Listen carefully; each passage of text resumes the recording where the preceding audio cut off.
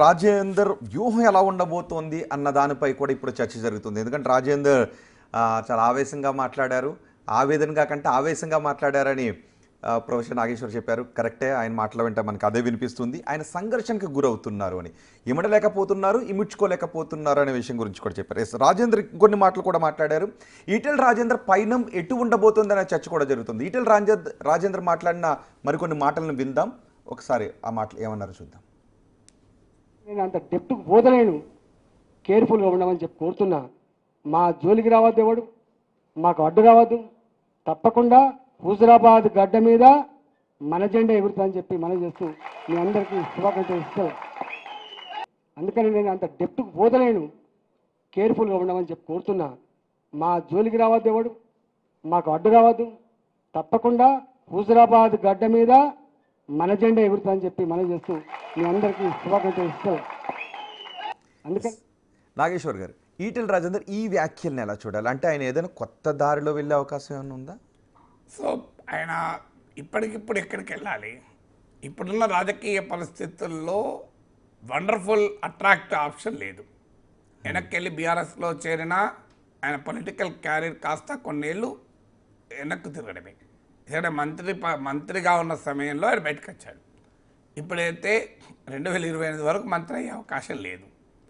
So అందువల్ల బీఆర్ఎస్లో చేరినా ఆయనకు ఇమీడియట్గా ఆప్షన్ లేదు. కాంగ్రెస్లో చేరితే కాంగ్రెస్లో ఇప్పటికే నాయకులు ఎక్కువ. సో ఇప్పుడు కాంగ్రెస్ పార్టీ కొత్తగా ఈటెల రాజేందర్ మంత్రి చేస్తుందా? సో కాంగ్రెస్ పార్టీలో మంత్రి కావటానికి ఇప్పుడు ఆల్రెడీ పెద్ద రాజగోపాల్ రెడ్డి ఎన్నికలకు ముందే మంత్రి పదవి ఇస్తారని హామీ తీసుకుని వచ్చాడు. ఆయన మంత్రి కాలే. ఇప్పటికీ ప్రేమ్ సాగర్ రావు ఆదిలాబాద్ జిల్లాలో ఎవరు లేనప్పుడు కూడా ఎవరు పార్టీలు మారినా ఆ పార్టీని అంటి పెట్టుకొని కమిటెడ్గా ఆదిలాబాద్ జిల్లాలో కష్టకాలంలో పనిచేశాడు. వాళ్ళిద్దరే కాలే. సుదర్శన్ రెడ్డి స్వయాన ముఖ్యమంత్రి, మీరు ఎవరినన్నా తల ఇచ్చుకోండి, ఒక్క సుదర్శన్ రెడ్డికి ఇవ్వండి అని అన్నారని మీడియాలో చదివాం. అయినా కాలే. మరి ఇప్పుడు ఈటెల రాజేందర్ ఇప్పుడు కాంగ్రెస్ పార్టీ తీసుకుని మంత్రి చేస్తుందా? ఈటెల రాజేందర్ మంత్రి కాగలడు తప్ప ముఖ్యమంత్రి కాగలడా కాంగ్రెస్లో? అది లేదు. మరి వాట్ ఇది? అందువల్ల ఆయనకున్న ఆప్షన్స్లో మొదటిది బీజేపీలోనే ఏదైనా పదవి రావాలి. ఏ పదవి రావాలి? ఇప్పుడైతే పార్టీ అధ్యక్షుడు కాలేడు.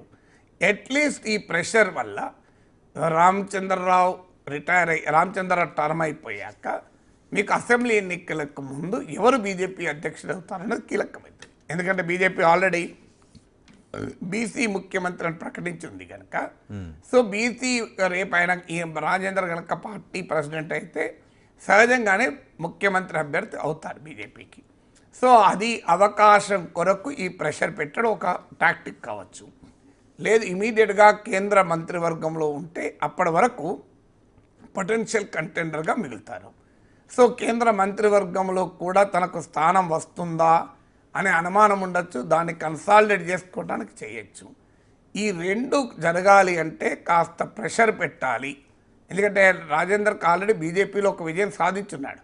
ఆయన ప్రెషర్ పెట్టడం వల్ల ఆ సమయంలో బీజేపీలో మోస్ట్ పాపులర్ లీడర్గా ఉన్న బండి సంజయ్ని పక్కకు తప్పించాడు.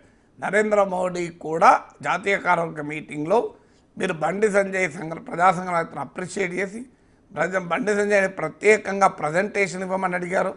ఆఖరికి బీజేపీ ప్రతిపక్షంలో ఉన్న రాష్ట్రాల నాయకుల్ని తెలంగాణ వెళ్ళి మీరు ప్రజా సంగ్రామ యాత్ర ఫాలో కండి అన్నాడు. ఇంతకన్నా సర్టిఫికేట్ ఏం కావాలి సంజయ్కి? అలాంటి అతన్ని మార్చగలిగాడు ఈటెల రాజేందర్. అది మామూలు కెపాసిటీ కాదు కదా. సో ఇంత విజయం సాధించిన తర్వాత రాజేందర్కి ఏమనిపిస్తుంది? సో ఇంకా ప్రెషర్ పెడితే బీజేపీలో ఏదైనా సాధించవచ్చు. బీజేపీ ఇట్లా మా పార్టీ అట్లా కాదు, ఇట్లా పార్టీ విత్ డిఫరెన్స్, మా పార్టీలు ఎలా నడవదు అని అంటారు. నడిచింది కదా, ఆల్రెడీ రాజేందర్కు స్వీయ అనుభవం ఉంది కదా. సో రాజేందర్ తప్పే ఉంది? నా స్వీయ అనుభవంతో నేను సంజయ్ని లేకుండా పదవిని తీసేశాను. సో అందువల్ల ఇప్పుడు ఎందుకు సాధ్యం కాదు అని అంటారు. పోనీ ఒకవేళ బీజేపీలో ఏ పదవి రాకపోయినా తన రాజకీయ ఉనికిని బలోపేతం చేసుకుంటే ఇవాళ కాకపోతే రేపైనా రాజకీయాల్లో నిలదొక్కుంటాడు.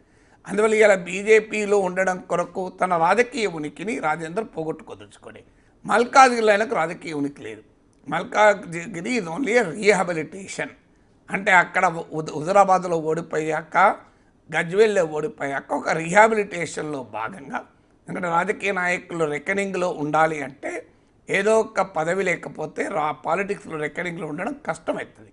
అందువల్ల రాజేందర్ ఎంపీగా మల్కాజ్గిరికి వచ్చారు. అందువల్ల ఆయన ఏరియా కాదు, ఆయన ఇలాకా కాదు. అఫ్కోర్స్ ఆయన ఇల్లు అక్కడ ఉండొచ్చు, ఇల్లు అందరి హైదరాబాద్లో ఉంటాయి, అది కాదు కదా. సో ఫండమెంటల్గా ఆయన పొలిటికల్ బేస్ హుజూరాబాద్. సో తన పొలిటికల్ బేస్లో తన ఉనికికి ప్రమాదాన్ని నివారించుకుంటే, ఒకవేళ బీజేపీలో ఏ పదవి రాకపోయినా ఆయనకు ఆల్టర్నేట్ ఆప్షన్స్ ఉంటాయి. బీజేపీలో పదవి వచ్చినా ఆయనకు ఆప్షన్ ఉంటాయి. అందువల్ల తన స్థావరాన్ని ఆయన పదిలపరచుకోవాలి. అందుకే ఇవాళ చూడండి బయటలో ఏముంది, హుజూరాబాద్లో మాకు ఎవరు అడ్డు రావద్దు, మా జోలికి రావద్దు.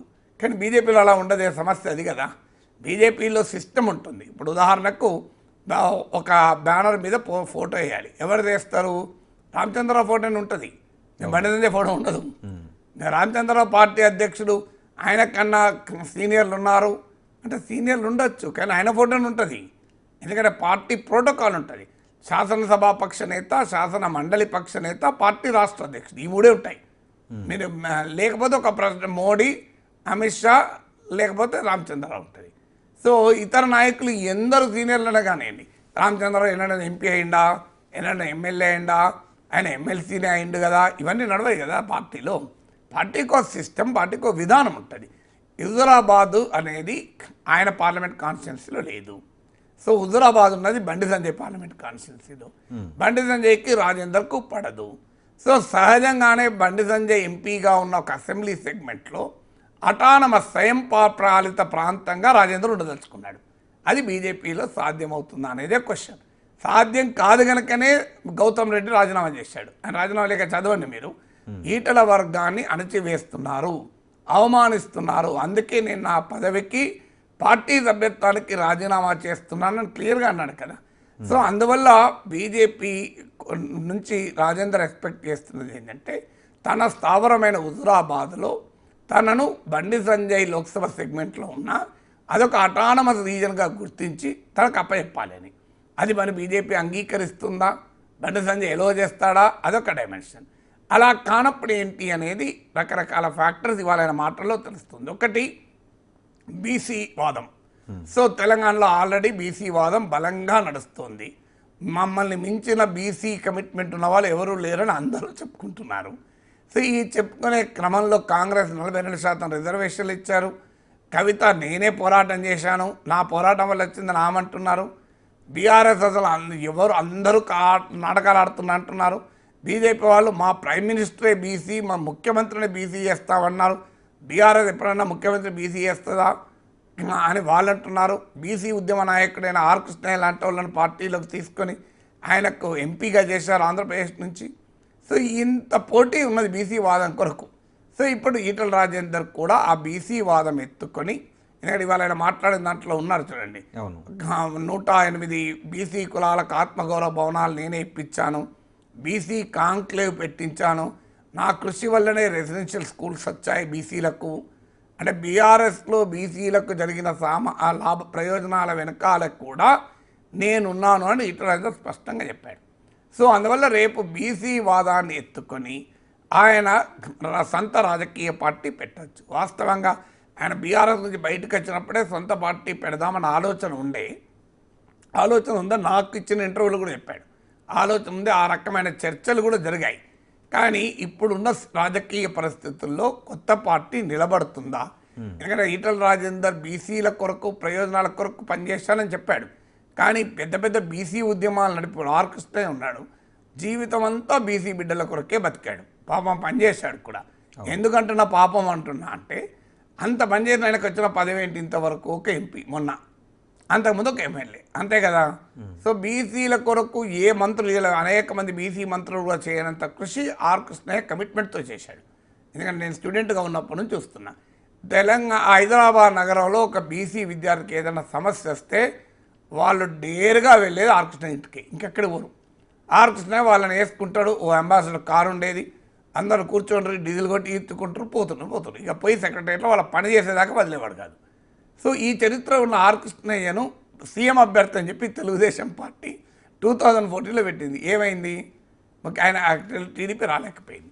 రెడ్ల నాయకత్వం ఉండే కాంగ్రెస్ పార్టీ పొన్నా లక్ష్మణ్ పీసీసీ ప్రెసిడెంట్గా వేసి రాజకీయం చేసింది. కానీ 2014లో ఘోరంగా ఓడిపోయింది కాంగ్రెస్ పార్టీ, తెలంగాణ ఇచ్చి కూడా.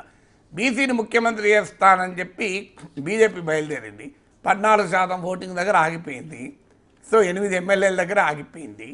సో మీకు ఇన్ని ఉదాహరణలు ఉన్నాయి బీసీల విషయాల్లో కూడా. దేవేందర్ గౌడ్ నవ Telangana party prominent BC leader in Telangana, మామూలు బీసీ నాయకుడు కాదు. తెలంగాణ చంద్రబాబు నాయుడు క్యాబినెట్లో నెంబర్ 2. సో నరేంద్ర సో హిందుత్వ పాలిటిక్స్లో కూడా టవరింగ్ బీసీ నాయకుడు. కానీ వీళ్ళెవరూ కూడా ప్రభావాన్ని తెలంగాణలో బీసీ రాజకీయాలను చూపెట్టలేకపోయారు. సో ఇన్ని జరిగినాక ఇప్పుడు కొత్తగా బీసీ వాదం ఆధారంగా ఒక రాజకీయ పార్టీ పెట్టి అది అధికారంలోకి వచ్చేటువంటి సిచ్యువేషన్ ఉంటుందా? ఉండాలి అని కోరుకుందాం. ఎందుకంటే నిజమే, న్యాయం కూడా. ఎందుకంటే 50% పైగా బీసీలు ఉన్నారు. ఆయన ఇంతవరకు ఉమ్మడి రాష్ట్రంలో ఇప్పటివరకు నుంచి తెలంగాణ వరకు బీసీ ముఖ్యమంత్రి కాలేదు, కరెక్టే. కానీ ఆ రకమైన సామాజిక ఉద్యమాలు నడిచి ఆ రకమైన బీసీ అస్తిత్వ రాజకీయాలు నడిస్తే బీహార్ లాగా ఉత్తరప్రదేశ్ లాగా మీకు బీసీ నాయకులు అవుతారు. కానీ తెలంగాణలో బీసీ అస్తిత్వ ఉద్యమం లేదు. తెలంగాణ అస్తిత్వ ఉద్యమం ఉన్నది, నక్సలైట్ ఉద్యమాలు ఉన్నాయి, కమ్యూనిస్ట్ ఉద్యమాలు ఉన్నాయి, తెలంగాణ ఉద్యమాలు ఉన్నాయి, మలి దశ తొలి దశ ఉద్యమాలు. అందువల్ల ఇట్లా అందరికి అదొక ఆప్షన్. కాదనుకుంటే బీఆర్ఎస్లోకి వెళ్ళడం, లేదా వెనక్కు హోమ్ కమింగ్. ఆల్రెడీ సోషల్ మీడియాలో పుకార్లు చెలరేగుతున్నాయి. ఎంత నిజమో నాకు తెలియదు. కేసీఆర్ రాత్రి మాట్లాడిన ఈటలతో అని, కాళేశ్వరం సందర్భంగా ఈటల హరీష్ రావును కలిశాడని, కేసీఆర్తో హరీష్ రావు మాట్లాడించాలని అఫ్కోర్స్ ఇద్దరు ఖండించారు. So we really don't know what is happening. So గర్వాప్సి ఏమైనా జరగచ్చు. కాంగ్రెస్ పార్టీ కనుక ఈ బీజేపీని బలహీనపరచడానికి ఉపయోగపడుతుంది. బీఆర్ఎస్ నుంచి కవితను, బీజేపీ నుంచి రాజేందర్ను కూడా తమ వైపు తిప్పుకోగలిగితే ఉపయోగం అనుకుంటే మరి కాంగ్రెస్ పార్టీ రాజకీయం ఏం చేస్తుందో చూడాలి. అందువల్ల ఈ has is options open. So అది బీజేపీలోనే అకామిడేట్ కావాలని చూస్తాడు. కానప్పుడు ప్రత్యామ్నాయాలు నాకు ఉన్నాయని చెప్పడానికి ఇంత బహిరంగంగా మాట్లాడుతున్నాడు. రైట్, చూద్దాం మరి ఈటెల రాజేందర్ ఎటువంటి వ్యూహంతో ముందుకు వెళ్తారు. ఇప్పటికైతే ఆయన ఆవేదనతో ఉన్నారు, ఆవేశం